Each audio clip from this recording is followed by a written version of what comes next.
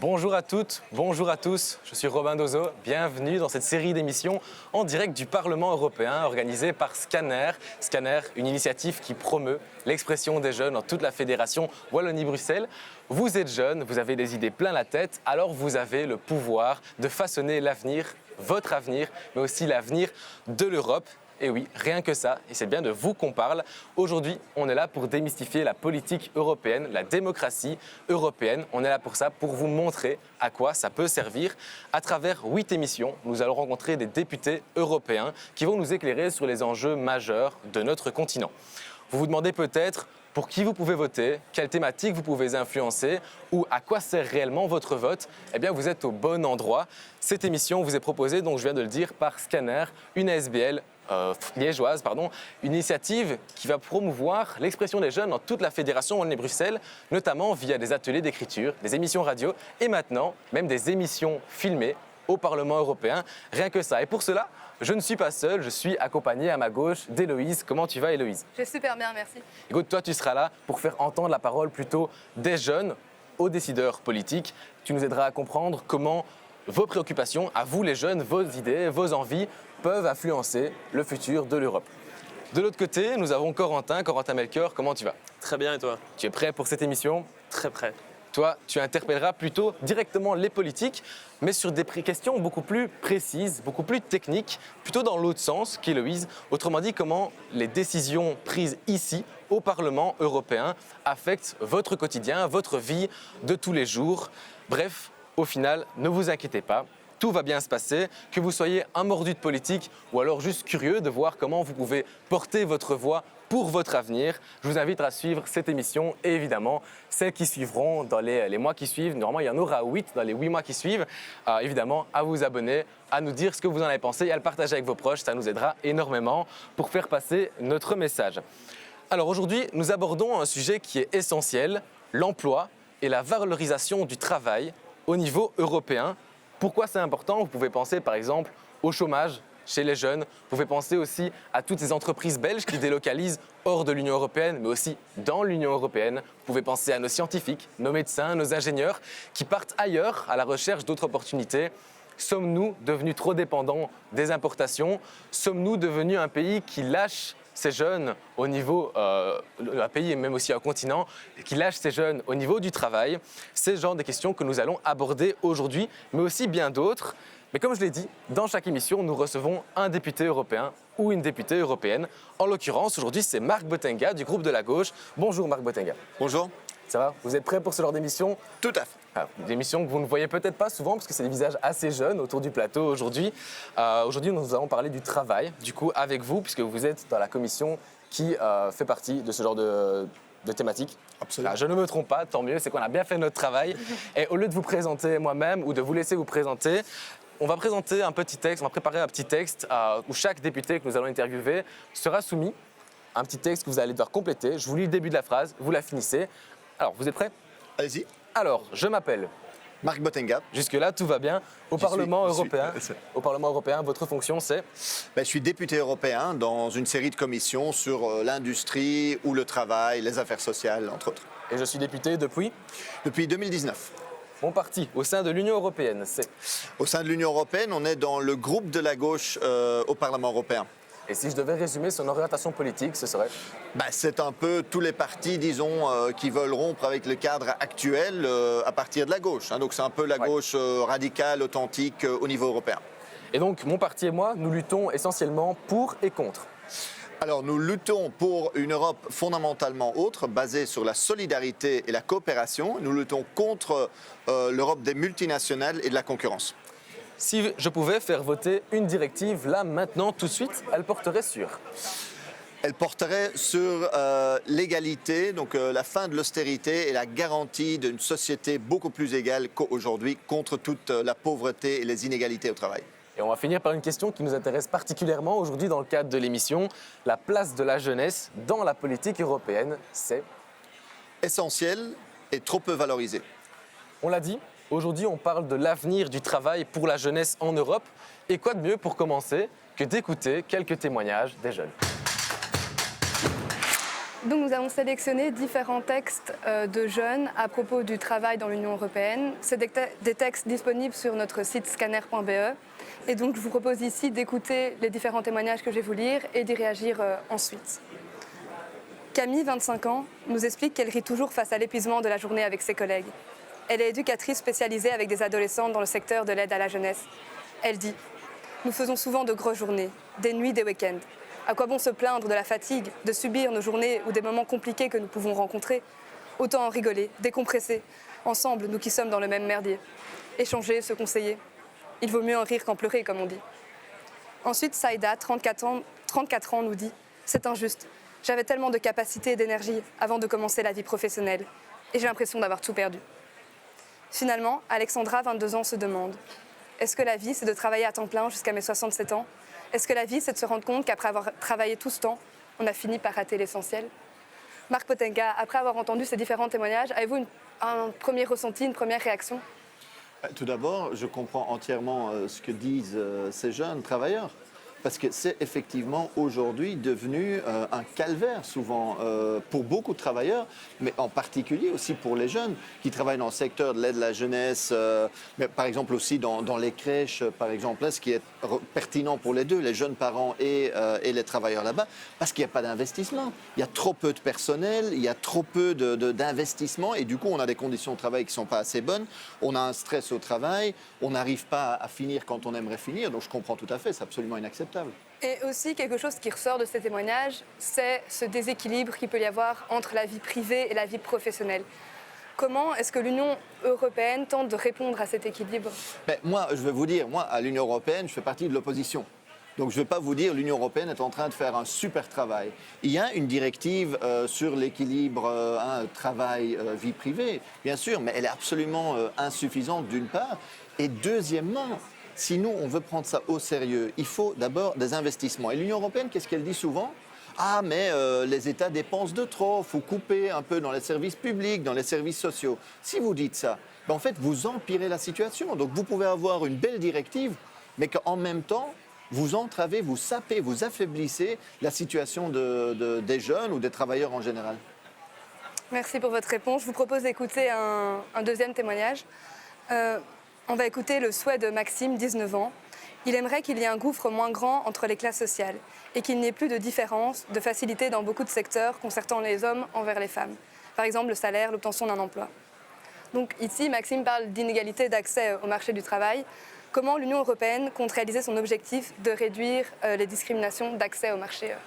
Discrimination, évidemment, c'est un sujet vaste parce qu'on a aussi les discriminations liées, par exemple, au racisme. On voit à Bruxelles ou dans d'autres régions de notre pays, quand on fait des tests, des blind tests, comme on dit, une personne qui, une fois postule comme Samira ou une fois comme Céline, elle reçoit une fois un refus et l'autre fois, on l'invite, elle est embauchée ou elle reçoit un logement, enfin, peu importe. Donc ça, c'est un combat qui doit se mener par des tests pratiques. Parce que vous pouvez faire toutes les règles, on doit faire les règles contre les discriminations, mais il faut tester pratiquement.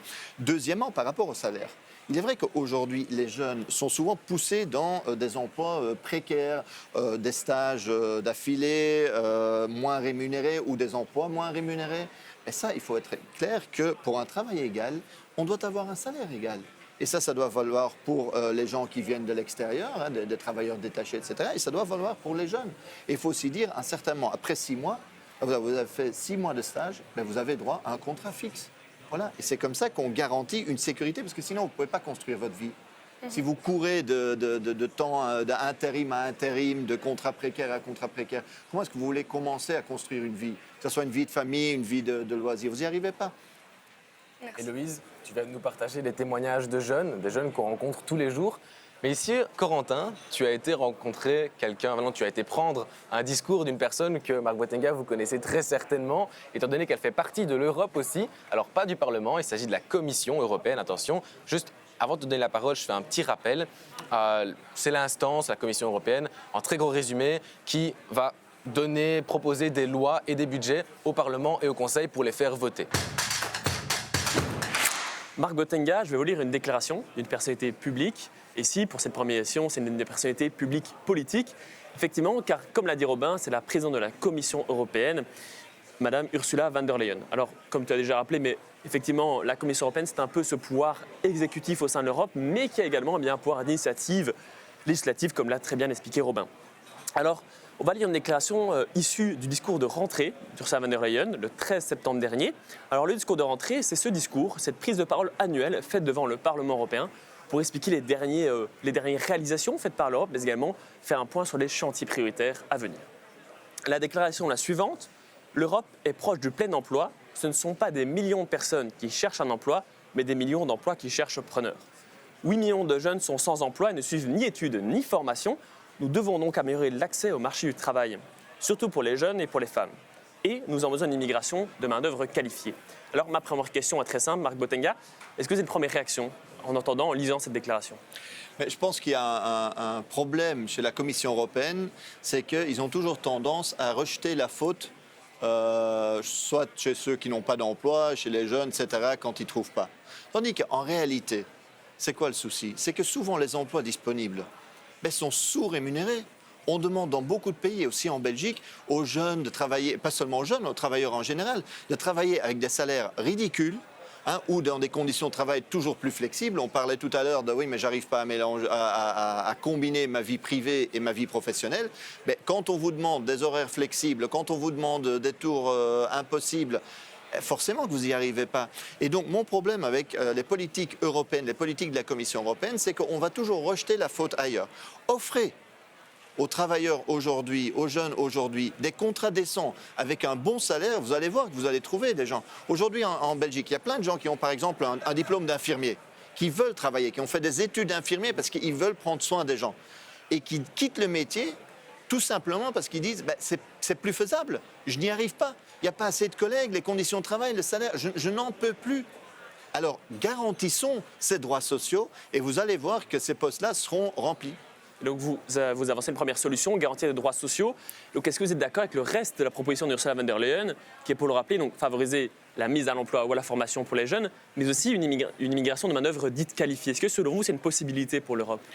Il y a toujours eu une immigration, donc ça c'est le souci que j'ai avec ça, c'est qu'ici en fait Ursula von der Leyen, l'idée qu'elle a derrière la tête, c'est de dire je ne veux pas augmenter ou faire augmenter les salaires ou améliorer les conditions de travail, je veux garantir que les gens soient mis en concurrence. Et en partant de ce présupposé, encore aller voler quelque part, si on veut, des cerveaux dans d'autres pays qu'on va séduire avec des beaux salaires ici. Donc il y a deux dynamiques différentes. D'aller dire, voilà, il y a un Indien bien formé, bien qualifié, on va aller le prendre en Inde et le mettre ici au travail. Moi, je n'ai pas de problème à ce qu'il y ait des gens qui viennent travailler ici. La question, c'est est-ce qu'on va garantir les meilleurs droits? Est-ce qu'on va garantir des conventions collectives, des salaires, des conditions sociales à travers l'Union européenne pour ces gens et pour les travailleurs qu'il y a aujourd'hui? Parce que c'est un peu ça ce qu'elle essaye d'éviter. Vous voyez bien que dans ce discours-là, elle ne parle pas de « faut améliorer, faut hausser les salaires, il faut améliorer les conditions de travail, il faut garantir le droit à la pension ». Elle ne le mentionne pas. Mais du coup, la première possibilité pour accentuer, pour faciliter l'accès au marché du travail pour les jeunes, c'est rendre adapter finalement le travail, adapter les conditions de travail. Selon vous, c'est la première solution? Est-ce qu'il y en a d'autres qui vous viennent à l'esprit? Évidemment, il y a différentes choses. Vous dites la question de la formation. Ce n'est pas quelque chose qu'on dit que pour les jeunes. Vous voyez, c'est quelque chose qu'on dit aussi pour les autres travailleurs. Et encore une fois, ça rentre dans le petit refrain de la faute et le problème, c'est vous. Vous voyez, c'est que vous n'êtes pas assez formé. C'est que vous ne savez pas faire votre métier. vous n'êtes pas adapté. Finalement, ça arrive là. Vous n'êtes pas adapté au marché du travail. C'est pas ça. C'est pas ça. Il y a une formation. Normalement, vous recevez un boulot, vous suivez une formation. Et aujourd'hui, en fait, l'idée, c'est que vous n'êtes pas assez formé, donc c'est de votre faute que vous êtes au chômage. Et c'est quoi l'idée derrière? Comme c'est de votre faute que vous êtes au chômage, on va vous enlever les allocations de chômage. Tandis qu'aujourd'hui, il faudrait justement garantir aux jeunes, des contrats décents, comme je disais, très important. Deuxièmement, un droit aussi au chômage, allocations d'insertion, etc., qui ont été détruites d'ailleurs les dernières années, il faut bien le dire. Ça fait partie. Et donc la question à chaque fois qu'il faut se poser, c'est où est-ce qu'ils veulent en arriver avec leur diagnostic? C'est à quoi ce qu'ils pensent pour leur politique publique. Et pour moi, c'est très clair, c'est que la faute n'est pas aux gens, mais la faute se trouve dans le système économique. Mais donc vous parlez de normes au travail. On va aller un peu plus loin dans le discours de rentrée. avec la phrase suivante: alors que notre monde se transforme plus vite que jamais, les partenaires sociaux doivent de nouveau être au cœur de notre avenir. Alors, Marc Botenga, est-ce qu'aujourd'hui, les partenaires sociaux qu'on peut définir comme étant les organisations qui représentent les travailleurs, notamment les syndicats, et les organisations des patrons, est-ce qu'ils sont suffisamment écoutés au sein de l'Europe, justement pour adapter le travail, que ce soit pour les jeunes ou les normes au travail? Les organisations patronales sont écoutées du début à la fin. Pas de secret, je veux dire, à tel point qu'on a des PDG de grandes entreprises qui deviennent commissaires européens. Donc c'est un commissaire européen, c'est un peu un ministre européen si on veut. Hein. On a le commissaire à l'industrie, il est issu directement, il était PDG la veille et le lendemain il s'est réveillé commissaire européen. Donc vous voyez qu'entre grand patronat, grandes multinationales et gouvernement européen, vraiment ça s'entend bien. Par contre, les travailleurs et les syndicats, eux, ils doivent se battre pour se faire entendre. Les jeunes aussi, d'ailleurs, hein, vous le savez probablement bien. Pour vous faire entendre au niveau européen, il faut se battre, il faut se mobiliser. Et moi, évidemment, ici, je me fais le relais de toutes ces mobilisations sociales, syndicales, etc., pour garantir ces droits. Mais donc, non, les syndicats, les mobilisations des gens, des travailleurs, ne sont pas assez entendus. Tandis que, oui, de l'autre partie, les lobbies patronaux, les grandes entreprises, les grandes multinationales, extrêmement efficaces à imposer leur agenda. Et c'est évidemment ce qu'on essaye de faire ici, se mobiliser pour faire comprendre un peu la politique aux jeunes, pour qu'ils comprennent que c'est important d'aller voter, de donner son avis pour pouvoir faire les choses dans un futur qui leur sera adapté. Et du coup, justement, place à votre parole. Scanner s'est chargé d'aller vous trouver pour vous poser une question bien spécifique. Nous sommes allés à la rencontre de différents jeunes pour leur poser des questions à propos de leur ressenti, toujours dans le travail au sein de l'UE. Donc ici, je vous propose d'écouter leur ressenti, leur questionnement et d'y réagir ensuite. Bonjour, j'ai entendu parler de la garantie pour la jeunesse au niveau de l'Union européenne. Pouvez-vous m'expliquer en quoi cela consiste ? Ma question au parlementaire européen serait de savoir pourquoi on n'a pas mis en place un système comme celui Erasmus pour les étudiants qui ont envie d'aller étudier dans un autre pays. Ce système fonctionne très bien. Pourquoi ne pas faire la même chose pour les personnes, les jeunes qui aimeraient aller travailler dans un autre pays de l'Union européenne ? Je me demandais, en tant que jeune, s'il était plus difficile ou plus facile donc, de trouver un emploi dans le marché ici en Europe, ou s'il y avait des complications ou non. En Belgique, certains travailleurs à bas revenus gagnent moins bien leur vie que certains chômeurs percevant des allocations de chômage. Comment peut-on expliquer ce phénomène ? Et y a-t-il des moyens mis en œuvre au niveau européen pour lutter contre cela ? Moi, je me demandais s'il ne risquerait pas plus d'avoir de chômage si on remplaçait plus... comme on fait maintenant les humains par des robots, par exemple les caisses automatiques, etc. Suite à ces différentes questions, avez-vous peut-être une réaction globale ? Une réaction globale, c'est tout d'abord que malheureusement, souvent les politiques de l'Union européenne ne vont pas dans le sens qu'on aimerait. Moi, je veux réagir d'abord à un point, à la question des allocations de chômage.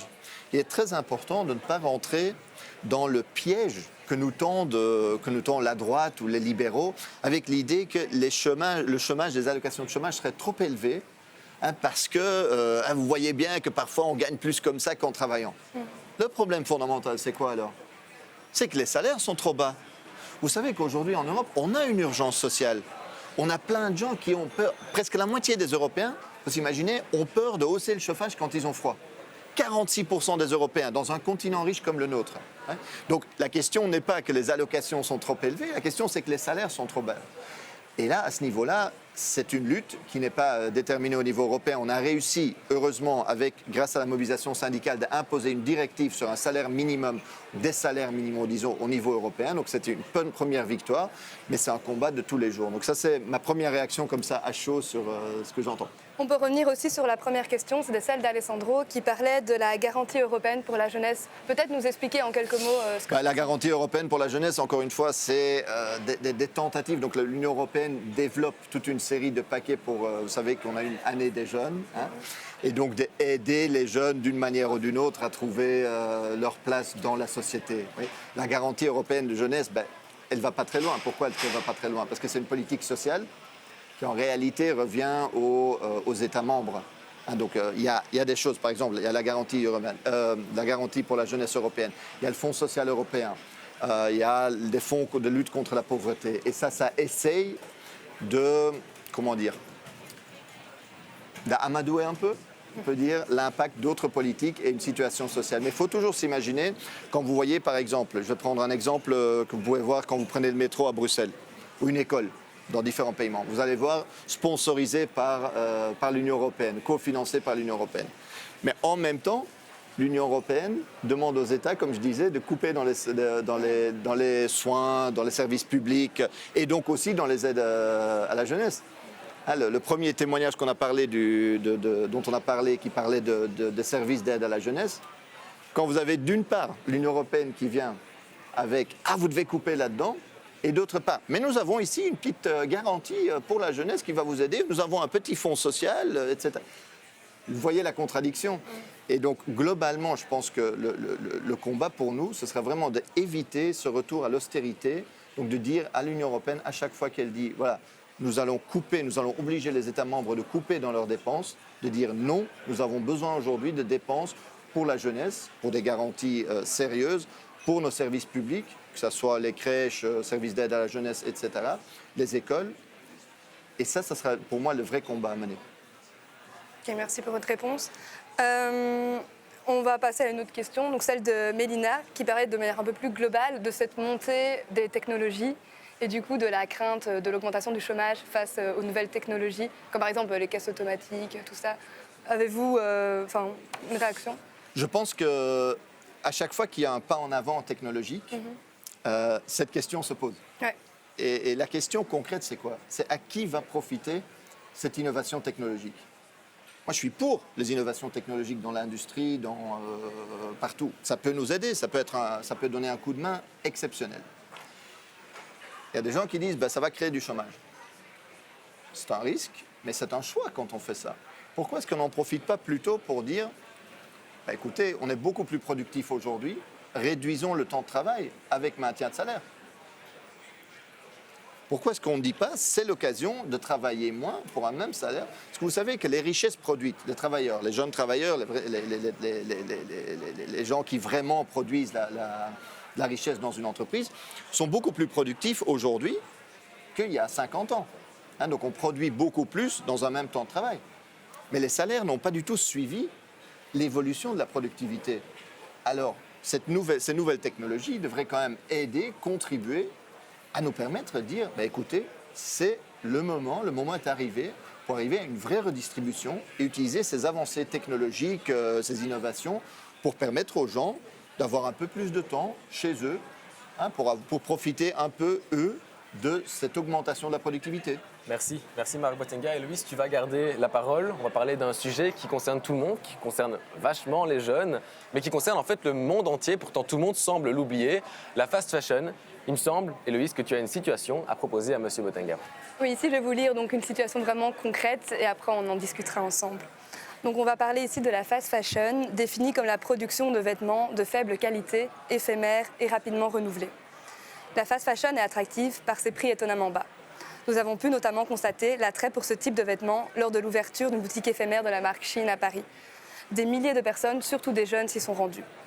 Or, nous savons que pour proposer des vêtements aussi peu chers, les conditions de travail sont déplorables. Pour ne citer qu'un exemple, nous avons déjà tous entendu parler du travail forcé par les Ouïghours, une minorité majoritairement musulmane vivant dans une province nord-ouest de la Chine, exploitée par des marques comme Zara ou encore Adidas. L'Europe se veut défenseur des droits humains, des droits sociaux et des droits du travail.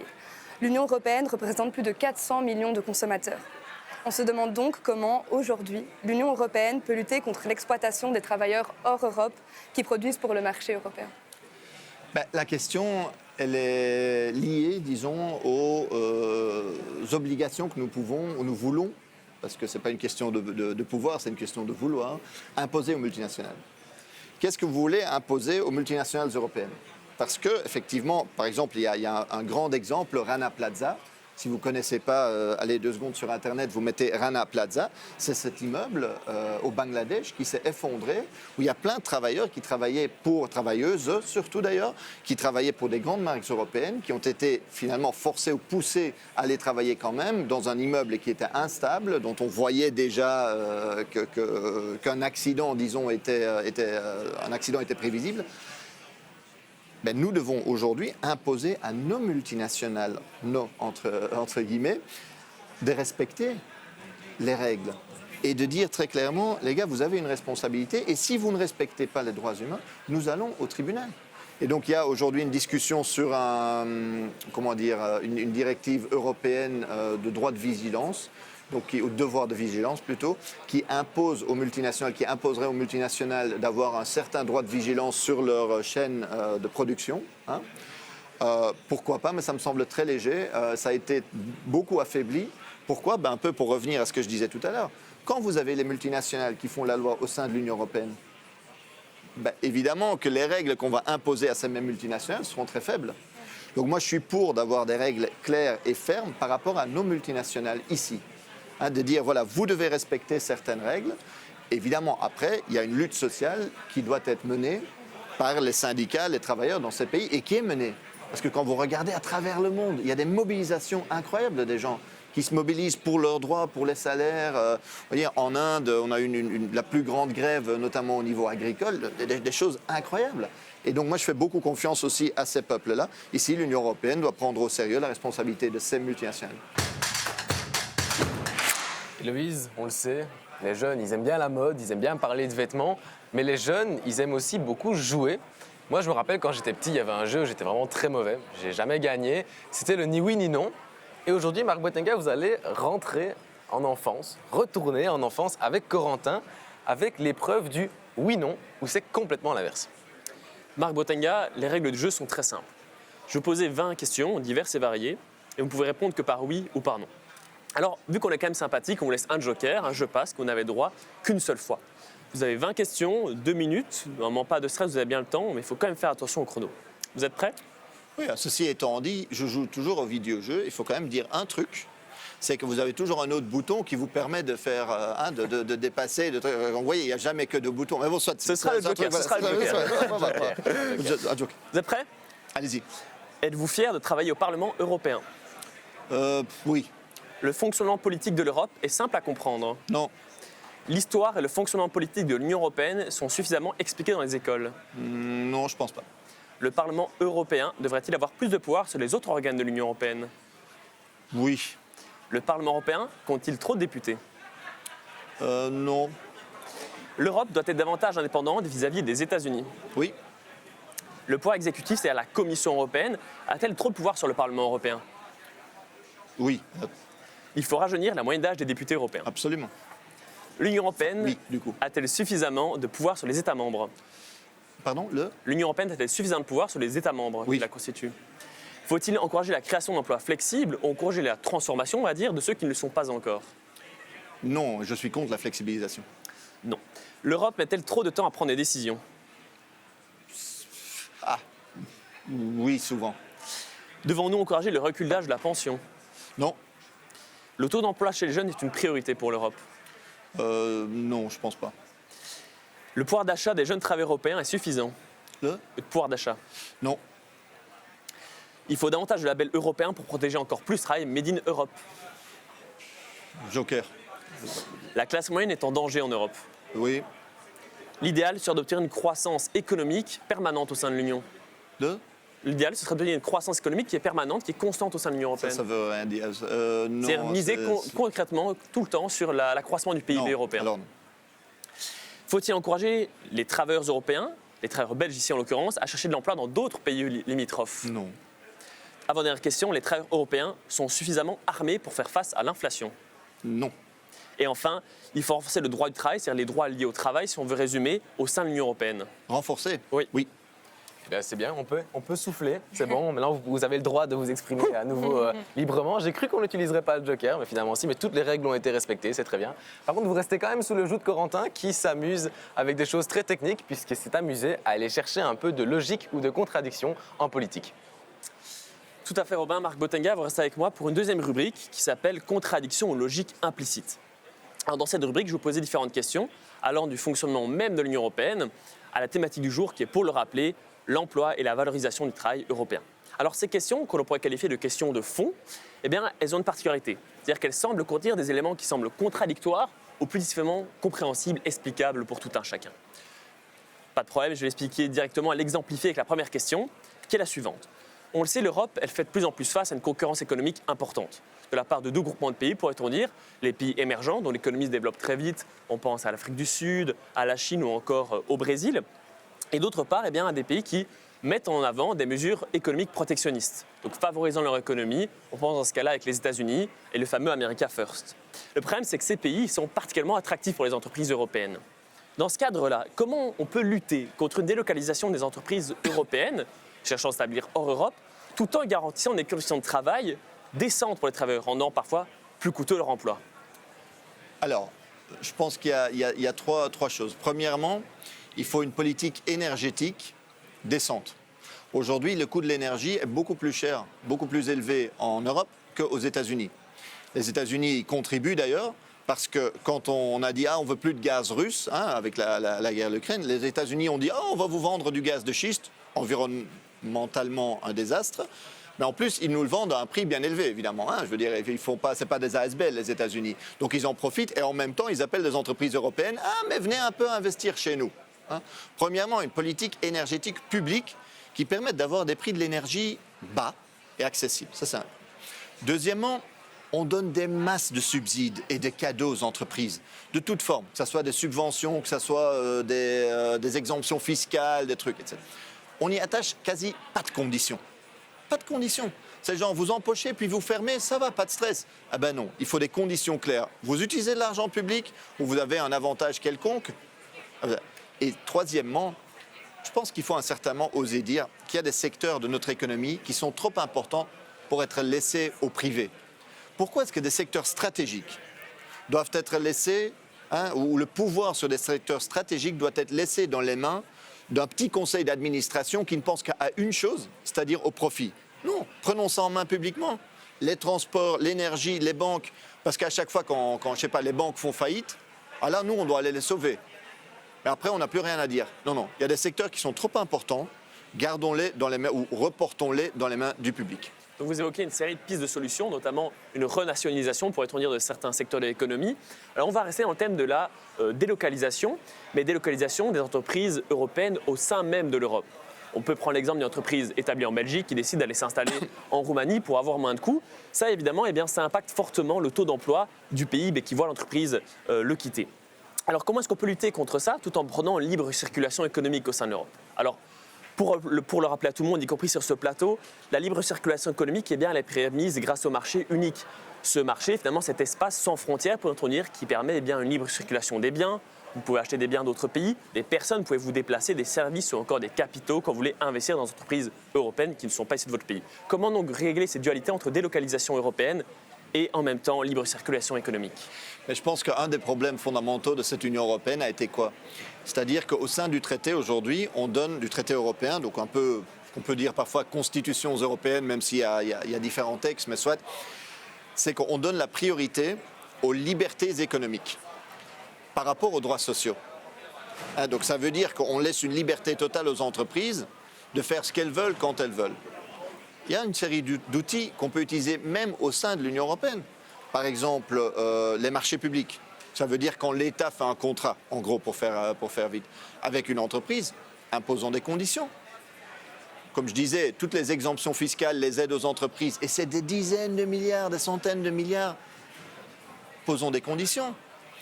Évidemment, en amont, ce qu'il faudrait, c'est une politique industrielle européenne qui dit, voilà, nous voulons publiquement décider que produire où. Ça, c'est pas bizarre, c'est pas nouveau. À l'époque, quand il y avait une usine automobile qui voulait s'installer en Belgique, le gouvernement disait, ben voilà, on aurait besoin plutôt que ça se fasse dans cette région-là, parce qu'il y a, je sais pas, une désindustrialisation à cause de la fermeture des mines. Dans un autre pays, en Italie par exemple, il y a une grosse sidérurgie dans le sud du pays. Pourquoi? Parce qu'il n'y avait rien d'autre et le gouvernement italien a dit, nous voulons là une usine de la sidérurgie.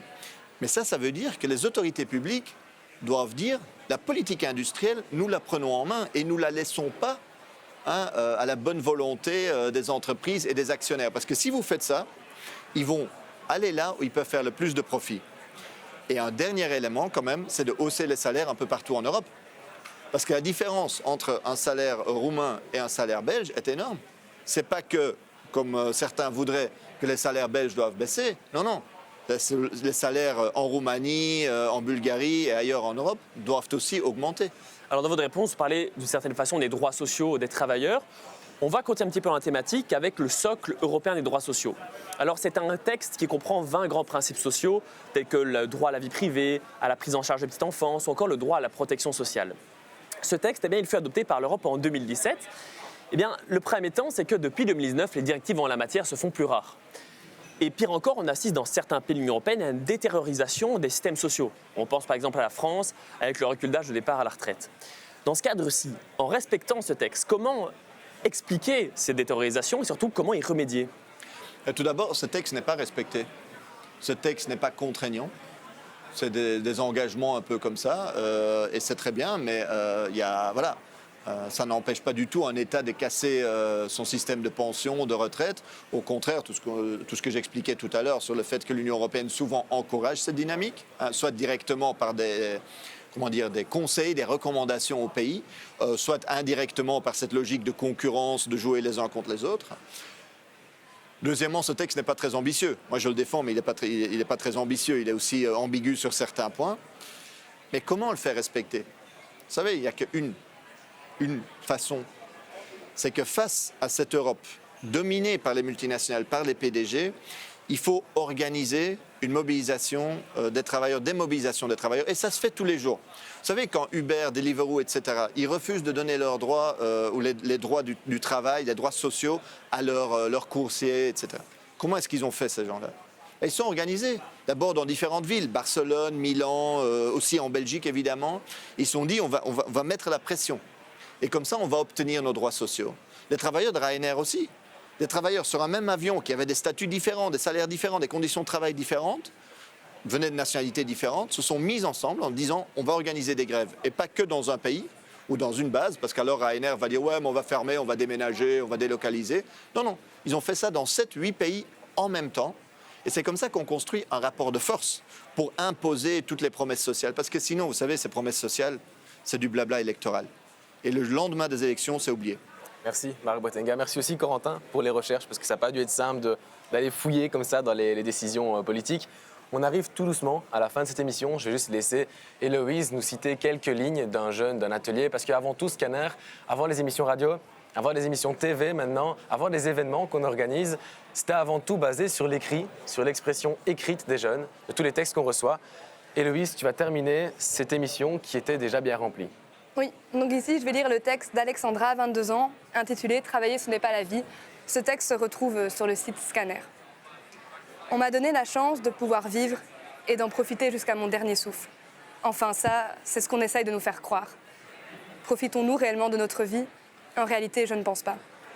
Est-ce que la vie, c'est d'aller s'asseoir sur un banc 5 jours sur 7, de 8h à 17h, de mes 3 à 18 ans? Est-ce que la vie, c'est de travailler à temps plein jusqu'à mes 67 ans? Est-ce que la vie, c'est de se rendre compte qu'après avoir travaillé tout ce temps, on a fini par rater l'essentiel? Depuis que l'on est tout petit, on nous dit « Quel métier tu veux faire plus tard ?» La société attend de nous que nous passions notre vie à la servir. Elle use de notre énergie, et une fois que nous l'avons toute utilisée pour elle, notre vie touche déjà pratiquement à sa fin. N'y a-t-il pas des choses plus importantes que le travail dans la vie?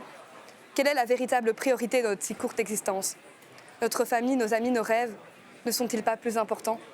Nous pourrions profiter de notre vie en passant de bons moments avec les gens que l'on aime. Nous pourrions profiter de notre vie en voyageant et en découvrant le monde dans lequel nous vivons. Nous grandissons et nous évoluons. Merci Héloïse, merci Corentin. Un immense merci aussi à Marc Boitenga pour son partage d'infos, d'expériences. Ça a été pour une première émission organisée par et pour des jeunes. Oh mais vous êtes top, hein? Super, franchement. Pour nous, c'était super intéressant aussi. J'espère que ça vous a donc plu. Tout à fait. On refait ça une prochaine fois. Avec plaisir. Merci aussi à vous tous derrière l'écran, vous qu'on ne voit pas. J'espère que vous avez trouvé ça utile, que vous reviendrez à la prochaine. N'hésitez pas du coup à nous suivre, à partager auprès de vos proches. Ça nous aidera énormément pour développer le projet, mais aussi à montrer à quel point la voix des jeunes est importante en société et que vous pouvez façonner votre avenir. Je fais aussi un petit clin d'œil à l'association Scanner pour l'opportunité, aussi pour le travail qui sont ici derrière les caméras.